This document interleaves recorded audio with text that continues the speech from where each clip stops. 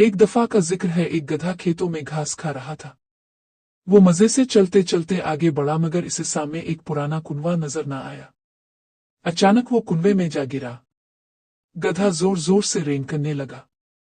शोर सुनकर गांव वाले दौड़ते हुए आ गए। सबने मिलकर सोचा कि गधे को कुनवे से कैसे निकाला जाए। उन्होंने पहले रस्सी डालकर गधे को खींचने की कोशिश की, मगर रस्सी टूट गई। आखिरकार गांव के एक बूढ़े ने कहा, यह कुनवा पुराना है और अब काम का भी नहीं। क्यों ना हम इसमें मिट्टी डाल दें ताकि ये भर जाए और साथ ही गधा भी बच निकले। सबने ये तजवीज मान ली।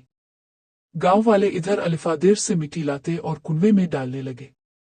शुरू में गधा समझे कि लोग इसे जिंदा दफनाना चाहते हैं। वो और ज्यादा जोर जोर से रेंग करने लगा। लेकिन फिर कुछ देर बाद इसे समझ आ गई। जब भी मिट्टी उसकी पीठ पर गिरती वो इसे झटक देता और उस पर पांव रख कर ऊपर चढ़ने लगता।